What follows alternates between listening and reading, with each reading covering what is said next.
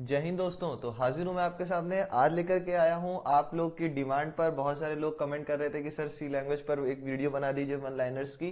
तो जैसा कि मैंने आप लोगों से बोला था कि आप लोग जो भी हमको कमेंट पर टॉपिक बताएंगे हम उन पर जरूर से आपके लिए वीडियो बनाएंगे। तो देखिए आज मैं लेकर के आ गया हूं हमारा वन लाइनर्स का पार्ट 6।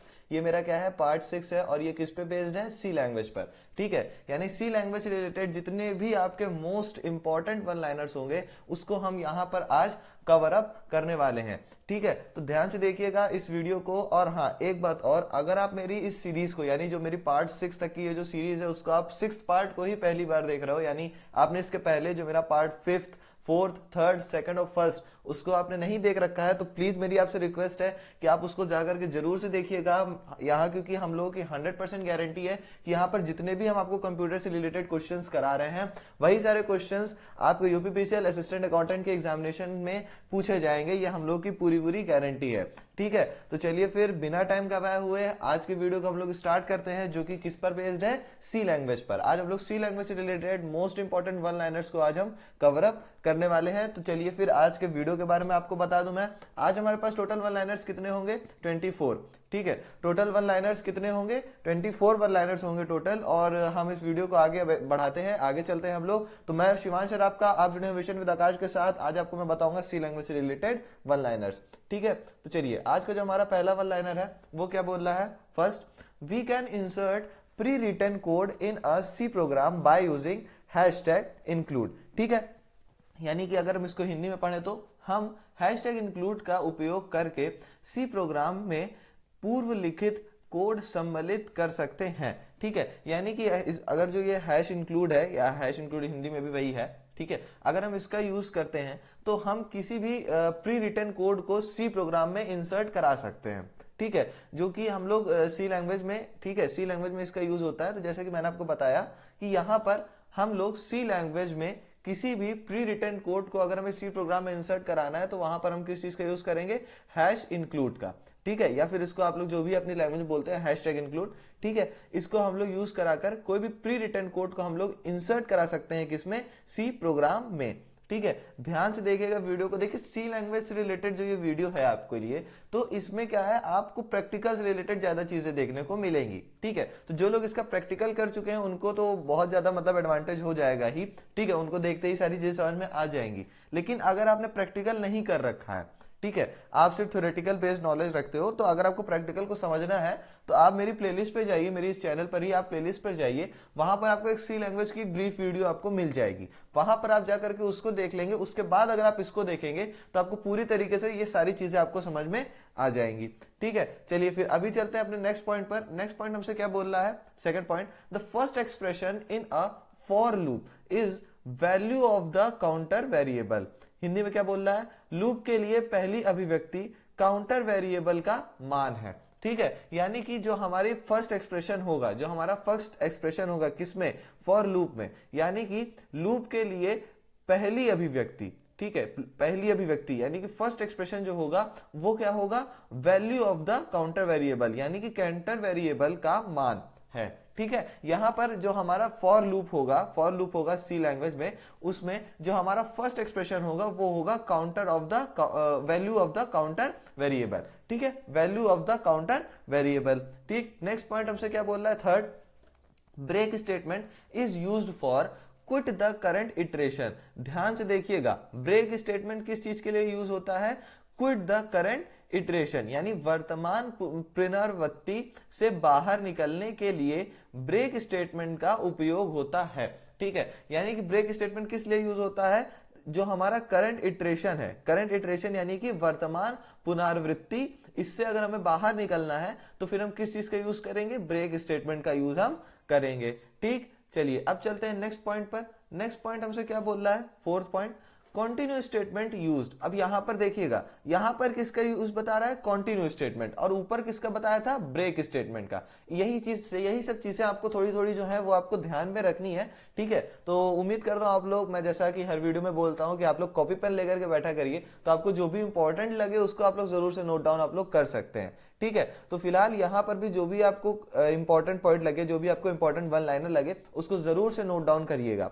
ठीक है। फिलहाल अब देखिए यहां पर हम लोग पढ़ रहे हैं कॉन्टिन्यूस स्टेटमेंट के बारे में, ठीक है। तो continuous statement used to stop the current iteration and begin the next iteration from the beginning. यहां पर क्या बता रहा है कॉन्टिन्यूस स्टेटमेंट के बारे में, हिंदी में पढ़ते हैं इसको। कॉन्टिन्यूस स्टेटमेंट के लिए उपयोग किया जाता है वर्तमान पुनरावृत्ति को रोकने के लिए और शुरुआत से अगला पुनरावृत्ति शुरू करने के लिए। यानी कि कॉन्टिन्यूस स्टेटमेंट कब हम यूज करते हैं, अगर हमें करंट इटरेशन यानी कि जिस इटरेशन पे अभी हम लोग हैं करेंटली, जिस पर भी हैं, अगर हमें उसको स्टॉप करना है यानी उसको अब रोकना है और नेक्स्ट इटरेशन, ठीक है, नेक्स्ट इटरेशन पे जाना है, कहां से, एकदम बिगिनिंग से, ठीक है, यानी अगली पुनरावृत्ति पे जाना है और एकदम शुरू से उसको करना है, ठीक है। तो वहां पर हम लोग किस चीज का यूज करेंगे, कॉन्टिन्यू स्टेटमेंट का हम लोग यूज करेंगे, ठीक है। ध्यान से समझ लीजिएगा इस चीज को कि कॉन्टिन्यू स्टेटमेंट का मतलब यूज इसलिए होता है ताकि हम जो करंट इटरेशन है उसको रोकें और नेक्स्ट इटरेशन को एकदम शुरुआत से शुरू करें, ठीक है। देखिए लिखा है ना, and begin the next iteration from the beginning, ठीक। यहां पर भी लिखा है कि शुरुआत से अगला पुनरावृत्ति शुरू करने के लिए, ठीक है, ये शुरू करने के लिए, ठीक है ना। चलिए अब आगे बढ़ते हैं फिफ्थ पॉइंट पर। फिफ्थ पॉइंट हमसे क्या बोल रहा है, due to variable scope in C, variables created in a function can not be used another function, ठीक है। अब ये चीज वेरिएबल स्पेस के बारे में बताया हमें कि सी में वेरिएबल स्कोप के कारण एक फंक्शन में बनाए गए वेरिएबल्स को दूसरे फंक्शन में इस्तेमाल नहीं किया जा सकता, ठीक है। अच्छा पॉइंट है, ये भी इंपॉर्टेंट पॉइंट, इसमें हम लोग बोल सकते हैं। आपसे क्वेश्चन दे देगा कि किस वजह से हम कोई एक वेरिएबल जो कि क्रिएट हो चुका है किसी ऑलरेडी फंक्शन में, ये दूसरे फंक्शन में क्यों नहीं यूज हो सकता, ठीक। तो उसका रीजन क्या होगा, वेरिएबल स्कोप, ठीक है ना। ध्यान से देख लीजिएगा कि वेरिएबल स्कोप के कारण ही एक फंक्शन में बनाए गए वेरिएबल्स को दूसरे फंक्शन में इस्तेमाल नहीं किया जा सकता, ठीक है। यानी कि कोई एक फंक्शन है, कोई एक वेरिएबल है जिसको कि हम लोगों ने ऑलरेडी एक किसी फंक्शन में यूज कर लिया है, तो उसी वेरिएबल को हम लोग किसी और फंक्शन में, ठीक है, अनदर फंक्शन, ठीक है, दूसरे फंक्शन में हम लोग उसका उपयोग नहीं कर सकते। उसका रीजन क्या है, वेरिएबल स्कोप, ठीक है। वेरिएबल स्कोप की वजह से ऐसा होता है, हम एक वेरिएबल को जो कि फंक्शन में किसी यूज हो चुका है उसको दूसरे फंक्शन में यूज हम लोग नहीं कर सकते, ठीक है। नेक्स्ट पॉइंट क्या है, six point, difference between calloc and malloc. देखो ये अच्छा इंपॉर्टेंट पॉइंट है, ठीक है। कैलॉग और मेलॉग के बारे में तुम्हें बताया है, ठीक है। क्या डिफरेंस होता है कैलॉग और मेलॉग में, malloc takes a single argument while calloc needs two arguments, ठीक है। इसको अगर हिंदी में पढ़ें, कैलॉग और मालोग के बीच अंतर एक तर्क लेता है, जबकि कालोग के दो तर्कों की आवश्यकता होती है, कालोग को दो तर्कों की आवश्यकता होती है, ठीक है। यहां पर ध्यान से देखिएगा, आपको कैलॉग और मेलॉग के बारे में बताया, ठीक है। सी लैंग्वेज में जो कैलॉग और मेलॉग होते हैं उनके बारे में बता रहा है आपको। तो मेलॉग जो होता है, मेलॉग में सिंगल आर्गुमेंट होता है, ठीक है। Malloc takes single argument while calloc needs two arguments, ठीक है। इसको हिंदी में पढ़े तो मेलॉग के बीच अंतर एक तर्क लेता है, जबकि कैलॉग को दो तर्कों की आवश्यकता होती है, ठीक है। चलिए अब आगे बढ़ते हैं सेवंथ पॉइंट पर। सेवंथ पॉइंट बहुत बेहतरीन पॉइंट है, बहुत ही बेहतरीन पॉइंट है, इसमें तो भाई स्टार स्टार बना लेना, क्योंकि बहुत ज्यादा चांसेस है कि ये तुमसे पूछ ले, ठीक है। छोटे से में बहुत अच्छी चीज पूछा है कि बताया भी है और आपसे क्वेश्चन भी पूछ सकता है। कहने का मतलब ये है, exit double bracket is not same as return, यानी कि बाहर निकले डबल ब्रैकेट वापसी के समान नहीं है, ठीक है। यानी कि कहीं पर अगर आप एग्जिट को यूज करें और आप ये सोचें कि हम सेम एज रिटर्न की तरह इसको यूज कर रहे हैं, तो ये चीज आपकी क्या हो जाएगी, गलत हो जाएगी, ठीक है, क्योंकि एग्जिट और रिटर्न सेम नहीं होते, ठीक है। अब आगे बढ़ते हैं एट्थ पॉइंट पर। कैलॉग, जो ऊपर अभी हम लोग पढ़ रहे थे, कैलॉग और मेलॉग, है ना। तो कैलॉग जो है, calloc double bracket belongs to stdlib.h library, ठीक है। यानी कि कैलॉग डबल ब्रैकेट stdlib.h पुस्तकालय से संबंधित है। देखिए जैसा कि हम लोग जानते हैं ये सारी चीजें किसी न किसी सी लैंग्वेज की लाइब्रेरी से बिलोंग करती हैं, ठीक है। तो फिलहाल जो हमारा कैलॉग है वो किससे है, stdlib.h से। अब देखिए यहां पर मैंने आपको कैलॉग के बारे में बताया, मेलॉग के बारे में नहीं, क्योंकि ये क्या है, आपका इंपॉर्टेंट है, ठीक है। ये क्या है, आपका इंपॉर्टेंट है, ठीक, कई बार पूछा हुआ है इसीलिए, ठीक है। Next, total number of keywords in C are 32, most important, most important point, ठीक है। यहां पर आपको total number of keywords in C, यानी कि सी में कितने टोटल कीवर्ड्स होते हैं उसके बारे में बताया है, और उसका क्या है 32। ठीक है, वो क्या है, सी में कुल कोश शब्दों की संख्या 32 है। ठीक है, 32 यानी कि टोटल जो आपके कीवर्ड्स होते हैं सी लैंग्वेज में वो कितनी होती है 32। ठीक है, टोटल सी लैंग्वेज में कीवर्ड्स कितने होते हैं 32। याद रखिएगा इस चीज को, बहुत अच्छा पॉइंट है, आपसे पूछ सकता है, बहुत ज्यादा चांसेस हैं। सी में कुल खोज शब्दों की संख्या 32 है, याद रखिएगा 32 कीवर्ड्स होते हैं टोटल सी में। ठीक है, नेक्स्ट पॉइंट क्या है, नेक्स्ट पॉइंट है 10th पॉइंट, हमसे बोल रहा है slash R is used in C to place cursor at the start of the line. ठीक है, यहां पर आपको किसका स्लैश आर का यूज बता रहा है, ये इंपॉर्टेंट पॉइंट है। ठीक है, स्लैश आर लाइन की शुरुआत में कर्सर रखने के लिए सी में प्रयोग किया जाता है।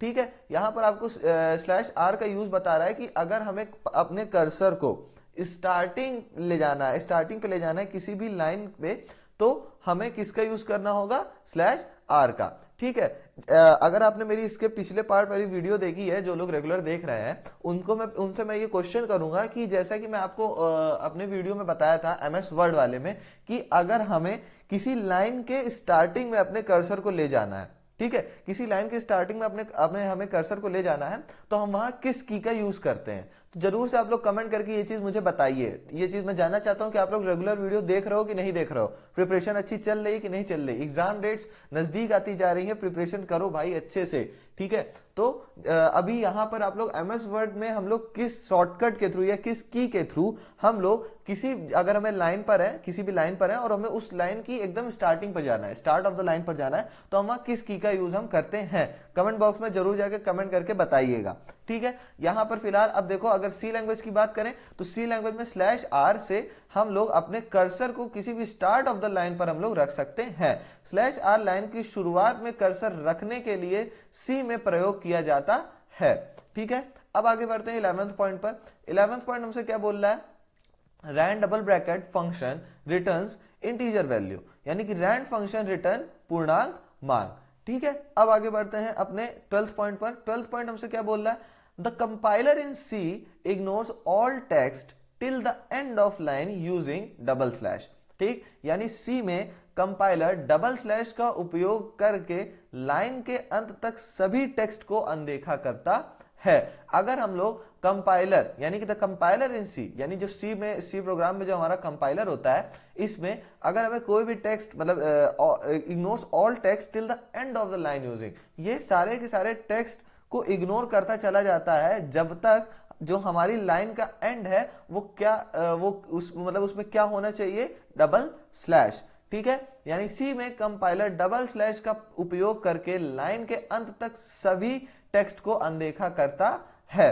ठीक है, अब आगे बढ़ते हैं 13th पॉइंट पर। 13th पॉइंट क्या बोल रहा है हमसे, बहुत अच्छा पॉइंट है ये भी बहुत इंपॉर्टेंट पॉइंट है। ये हमसे बोल रहा है कि ये वाला जो ऑपरेटर है, ठीक है, इसको डबल रेशियो ऑपरेटर भी बोल सकते हैं, ये जो ऑपरेटर है इन सी कैन बी ओवरलोडेड, यानी कि ये ऑपरेटर सी में ओवरलोड नहीं किया जा सकता। ठीक है, अगर आपसे क्वेश्चन ये पूछ सकता है कि कौन सा ऐसा ऑपरेटर है जो कि सी में ओवरलोड नहीं किया जा सकता, ठीक है, तो कौन सा ऑपरेटर होगा वो, ये आपका डबल रेशियो, या जो भी आप लोग इसे अपनी लैंग्वेज पर बोलते हो, इसको ओवरलोड नहीं किया जा सकता। इन सी कांट बी ओवरलोडेड, यानी सी में ओवरलोड नहीं किया जा सकता। ठीक है, अब आगे बढ़ते हैं 14th पॉइंट पर। 14th पॉइंट हमसे क्या बोल रहा है, double bracket operator has the highest priority. बहुत अच्छा पॉइंट, ये भी इंपॉर्टेंट पॉइंट है। ठीक है, डबल ब्रैकेट ऑपरेटर की सर्वोच्च प्राथमिकता है। देखिए, मैं आप लोगों से बोलता हूं कि मेरी वीडियो में आप लोग लास्ट तक जुड़े रहिए, आपको कुछ ना कुछ इंपॉर्टेंट और कुछ ना कुछ बहुत अच्छा देखने को मिलेगा। तो यहां पर जैसे कि आप लोगों ने देखा 13th पॉइंट पर आप लोग देख रहे होंगे कि आपको पता चल गया कि कौन सा ऐसा ऑपरेटर है जो कि सी में ओवरलोड नहीं किया जा सकता।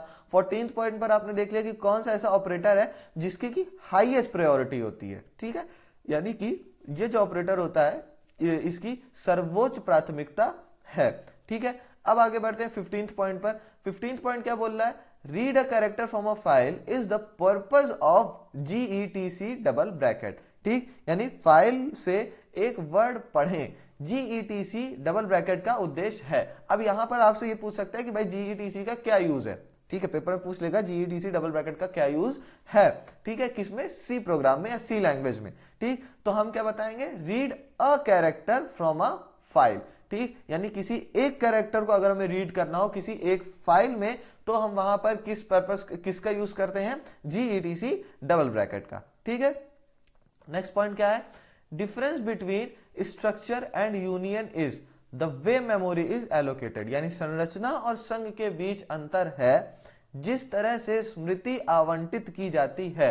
अब यहां पर देखो स्ट्रक्चर और यूनियन, ठीक है, यानी सी लैंग्वेज में जो स्ट्रक्चर, ये दोनों के दोनों जो आपके सी लैंग्वेज में जो स्ट्रक्चर और यूनियन होते हैं, इनके बीच में हमें क्या बता रहा है, डिफरेंस बता रहा है। Difference between structure and union is the way memory is located, यानी कि जिस तरह से स्मृति आवंटित की जाती है। ठीक है, चलिए अब आगे बढ़ते हैं 17 पॉइंट पर। 17 पॉइंट हमसे बोल रहा है to access the members of structure dot symbol is used, यानी कि संरचना के सदस्यों तक पहुंचने के लिए डॉट प्रतीक का उपयोग किया जाता है। ठीक है, अब यहां पर आपको क्या बता रहा है कि अगर हमें to access the number of structure, अगर हमें number of structure, member of structure को अगर हमें देखना है तो वहां पर हम क्या करेंगे, डॉट सिंबल का यूज हम करेंगे। ठीक है, अब आगे बढ़ते हैं 18 पॉइंट पर। देखिए मैं आपसे बोला था ना कि आपको इस पे ज्यादातर आपके प्रैक्टिकल क्वेश्चंस ही देखने को मिलेंगे। ठीक है, जो लोग प्रैक्टिकल करे होंगे इसका बहुत अच्छे से समझ रहे होंगे इस चीज को। ठीक है, उनको बस रिमाइंड अप करना होता है। ठीक है, अगर भाई फिर से मैं बोल रहा हूं आपने वीडियो नहीं देख रखी है सी लैंग्वेज से रिलेटेड, तो जा करके प्लीज उस वीडियो को चेकआउट करें मेरी प्लेलिस्ट से इसी चैनल पर, और उसको जरूर से आप लोग उसको देखें। ठीक है, अब आगे बढ़ते हैं 18 पॉइंट पर। 18 पॉइंट हमसे बोल रहा है a member is a variable in a structure. ठीक है, एक सदस्य एक संरचना में एक चर है। ठीक है, यानी कि अगर कोई स्ट्रक्चर है, सी लैंग्वेज में कोई स्ट्रक्चर है और उसका मेंबर है कोई, तो वो क्या है, बेसिकली एक वेरिएबल है किसी स्ट्रक्चर का। ठीक है, यानी स्ट्रक्चर का मेंबर एक क्या है, वेरिएबल है। ठीक है, अब आगे बढ़ते हैं 19 पॉइंट पर। 19 पॉइंट क्या बोल रहा है हमसे, स्ट्रक्चर्स कैन बी यूज्ड। अब देखो हमारी जो सी लैंग्वेज होती है, सी लैंग्वेज में स्ट्रक्चर किस किस पर्पस से यूज होते हैं, ये 3 हमारे पर्पस हैं। ठीक है, यानी संरचनाओं का उपयोग किया जा सकता है। Option A, have pointers to structure, यानी हिंदी में इसको पढ़ें, संरचनाओं के लिए संकेत है। B, to hold different data types, यानी कि विभिन्न डेटा टाइप रखने के लिए। C, to assign to one another, यानी कि एक दूसरे को सौंपने के लिए। ठीक है, स्ट्रक्चर्स का यूज हम लोग किस पर्पस से करते हैं, हमारे पॉइंटर्स होने चाहिए स्ट्रक्चर पर, यानी कि संरचनाओं को लिए संकेत है। ठीक है, उसके बाद to hold different data types, अगर हमें डिफरेंट डेटा टाइप्स को रखना है अपने पास उसके लिए भी, यानी विभिन्न डेटा टाइप रखने के लिए। ठीक, नेक्स्ट है to assign to one another, यानी कि अगर हमें असाइन करना है एक दूसरे पर, यानी कि अगर इसको हिंदी में पढ़े तो एक दूसरे को सौंपने के लिए। ठीक है, तो स्ट्रक्चर्स के बेसिकली ये 3 पॉइंट है। इन तीनों पॉइंट मतलब अगर आप इनको दिमाग पर रखते हैं तो आपका जो क्वेश्चंस है वो सारे के सारे आपके स्मूथली आप इनको कर पाएंगे।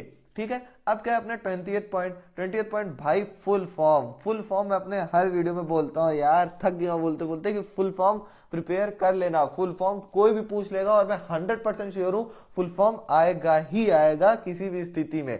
ठीक है, मैंने आपको हर एक टॉपिक का आपको फुल फॉर्म मैंने बता रखा है। जितने भी फुल फॉर्म होते हैं, चाहे वो MS एक्सेल हो, MS वर्ड हो, आपका डाटा वाले से रिलेटेड हो, यानी कि आपका वो नेटवर्किंग से रिलेटेड हो अगर आप, तो आप उससे भी मैंने आपको बता रखा है। सारी चीजें मैंने आपको बता रखी, बस यार प्लीज मेरी रिक्वेस्ट है जा करके उसको जरूर से वीडियोस को देख लेना। ठीक है, चलो अब आगे बढ़ते हैं। UML मीनिंग इज, देखो यहां पर तुम्हें किसका फुल फॉर्म बता रहा है, UML। सी लैंग्वेज में UML का मतलब क्या होता है, देखो ये UML जो है ये भी सी लैंग्वेज से रिलेटेड ही है। ऐसा नहीं है कि आप समझे कि अगर यहां पर फुल फॉर्म मेरे को डालना था तो मैंने बाहर से डाल दिया, नहीं, UML जो है ये भी आपका सी लैंग्वेज में ही आता है। सो UML का फुल फॉर्म क्या है, यूनिफाइड मॉडलिंग लैंग्वेज। ठीक है, UML का फुल फॉर्म क्या है, यूनिफाइड मॉडलिंग लैंग्वेज। UML का मतलब यूनिफाइड मॉडलिंग लैंग्वेज है। ठीक है, UML यूनिफाइड मॉडलिंग लैंग्वेज। ठीक है, चलिए अब आगे बढ़ते हैं नेक्स्ट पॉइंट, 21st पॉइंट हमसे क्या बोल रहा है, modulus multiplication subtraction is the correct order of precedence in C. बहुत ज्यादा इंपॉर्टेंट है भाई, मोस्ट इंपॉर्टेंट, बहुत ज्यादा इंपॉर्टेंट है। मैं सच बता रहा हूं, ये क्वेश्चन मैंने कई जगह देखा है। ठीक है, मॉडुलस गुणा सब्ट्रैक्शन सी में वरीयता का सही क्रम है। आपको ये तीन चीज दे देगा, मॉडुलस, मल्टीप्लिकेशन और सब्ट्रैक्शन। ठीक, अब आपसे पूछेगा कि करेक्ट ऑर्डर क्या होता है प्रेसिडेंस का सी लैंग्वेज में। ठीक है, आपसे क्या बोल देगा, सी लैंग्वेज में करेक्ट ऑर्डर क्या होता है प्रेसिडेंस का इन तीनों में से। ठीक, इन तीनों को आगे पीछे करके दे देगा। ठीक है, तो आपको करेक्ट ऑर्डर बताना पड़ेगा। ठीक है, तो करेक्ट ऑर्डर क्या होता है, first modulus, second multiplication and third subtraction. भाई इस चीज को याद रखना, बहुत इंपॉर्टेंट पॉइंट है। ठीक है, modulus, multiplication and subtraction, modulus, multiplication, subtraction, ये करेक्ट ऑर्डर है प्रेसिडेंस इन सी, यानी कि वरीयता का सही क्रम सी लैंग्वेज में। ठीक है, वरीयता का सही क्रम क्या है, मॉडुलस गुणा सब्ट्रैक्शन। ठीक है, मॉडुलस गुणा सब्ट्रैक्शन। भाई साहब बहुत इंपॉर्टेंट पॉइंट है, बहुत जरूरी है, इसको जरूर से आप लोग याद रखिएगा। ठीक है, अब आगे बढ़ते हैं अपने 22nd पॉइंट पर। 22nd पॉइंट तो भाई बहुत ज्यादा इंपॉर्टेंट है, बहुत ज्यादा इंपॉर्टेंट है, बहुत ही ज्यादा। ठीक है, डिसएडवांटेज ऑफ अरे इन सी। देखो भाई, हम लोग यूजुअली जो पढ़ते हैं सी लैंग्वेज के बारे में, हम लोग बेसिकली वहां पर क्या जानते हैं कि एडवांटेजेस क्या क्या है, एडवांटेजेस क्या क्या है। अब ये तो उन लोगों को पता है भाई, कि जो पेपर एग्जामिनर अपना है इसको भी पता है कि भाई एडवांटेज तो सबको पता है, हम क्या करेंगे अब डिसएडवांटेज पूछेंगे। ठीक है, तो इसीलिए भाई डिसएडवांटेज भी पढ़ना बहुत जरूरी है। ठीक है, disadvantage of array in C is it can store only one similar type of data. ठीक है, सी में अरे का नुकसान, सी में अरे का नुकसान यह है कि यह केवल एक समान प्रकार के डेटा को स्टोर कर सकता है। भाई बहुत ही अच्छा पॉइंट है, इसको जरूर से आप लोग कॉपी पर नोट डाउन जरूर करिएगा। ठीक है, डिसएडवांटेज क्या है अरे का, यानी कि जो सी लैंग्वेज में अरे होती है उसका एक डिसएडवांटेज यानी नुकसान क्या है कि वो सिर्फ it can store only one similar type of data, यानी कि ये सिर्फ एक तरह के डेटा को स्टोर करता है। ठीक है, यानी कि यह केवल एक समान प्रकार के डेटा को स्टोर कर सकता है। इसका बहुत बड़ा ड्रॉबैक है। ठीक है, डिसएडवांटेज जो अपना अरे है सी लैंग्वेज में, इसका एक बहुत बड़ा ड्रॉबैक है कि ये सिर्फ और सिर्फ एक तरह के डेटा को स्टोर कर पाता है। ठीक है, अब नेक्स्ट पॉइंट क्या है, 23rd point, size of void pointer is 2 byte. ये भी भाई बहुत अच्छा पॉइंट है। देखो मैंने जो अपनी इसके पहले एक वीडियो निकाली थी स्टोरेज से रिलेटेड, कंप्यूटर स्टोरेज यूनिट से रिलेटेड, उसमें मैंने आपको bit, byte, MB, TB, GB, YB, ZB, XB, PB, ये जितने सारे बाइट्स होते हैं, बिट्स होते हैं, निब्बल होते हैं, इन सब के बारे में बताया है। भाई फिर भी मैं बोल रहा हूं, अगर आपने वो वीडियो नहीं देखी है तो उसको जाकर के जरूर से देखना, उस वीडियो को जरूर से देखना, आपको मैं गारंटी देता हूं बहुत कुछ जानने को मिलेगा। ठीक है, स्टोरेज यूनिट से रिलेटेड बहुत कुछ वहां, वो भी वन लाइनर ही है, ऐसा नहीं है कि वो बहुत लेंथी वीडियो है, ऐसा नहीं है, वो भी वन लाइनर है स्टोरेज यूनिट से रिलेटेड। ठीक है, तो अब देखो साइज ऑफ वॉइड पॉइंटर। ठीक है, वॉइड पॉइंटर का साइज क्या होता है, ठीक है, वो क्या होता है 2 बाइट। ठीक है, कितना होता है 2 बाइट, यानी शून्य सूचक का आकार 2 बाइट है। ठीक है, 2 बाइट होता है वॉइड पॉइंटर का साइज। ठीक, बहुत इंपॉर्टेंट पॉइंट है, जरूर से इसको नोट डाउन करिएगा। ठीक है, बहुत ज्यादा ही इंपॉर्टेंट है ये। ठीक है, वॉइड पॉइंटर का साइज क्या होता है भाई 2 बाइट। ठीक है, कितना होता है 2 बाइट होता है। ठीक है, नेक्स्ट पॉइंट क्या है, वाइल्ड पॉइंटर। देखो आज का हमारा ये लास्ट क्वेश्चन है, ठीक है, लास्ट पॉइंट है, sorry. Wild pointer in C means a point which has not initialised. ठीक है, वाइल्ड पॉइंटर का मतलब यहां पर हमको बताया है, इसको पहले हिंदी में एक बार पढ़ लेते हैं। सी में वाइल्ड पॉइंटर का अर्थ है एक बिंदु जो प्रारंभ नहीं हुआ है। ठीक है, वाइल्ड पॉइंटर का मतलब क्या होता है सी लैंग्वेज में, अगर हम वाइल्ड पॉइंटर किसी पॉइंट को बोलते हैं तो उसका मतलब क्या है कि वो एक ऐसा पॉइंट है जो अभी तक इनिशियलाइज नहीं हुआ, यानी कि प्रारंभ नहीं हुआ। एक ऐसा पॉइंट जो कि अभी तक इनिशियलाइज नहीं हुआ, स्टार्ट नहीं हुआ, प्रारंभ नहीं हुआ, इसको हम लोग क्या बोलते हैं वाइल्ड पॉइंटर। किस में, हमारे सी लैंग्वेज में। चलिए फिर उम्मीद करता हूं आपको सारे पॉइंट्स अच्छे से समझ में आए होंगे। नेक्स्ट आपको टॉपिक किस, मतलब नेक्स्ट जो हमारा वीडियो वन लाइनर पे हो वो आपको किस पर चाहिए, जरूर से कमेंट बॉक्स पे जाइएगा, जरूर से उस चीज को बताइएगा। हमारी पूरी कोशिश होगी कि हम आपको वो चीज प्रोवाइड कर सके। ठीक है, तो चलिए फिर आज के वीडियो में इतना ही। वीडियो को लास्ट तक देखने के लिए आपका बहुत शुक्रिया। मिलते हैं नेक्स्ट वीडियो में। बाय बाय, जय हिंद।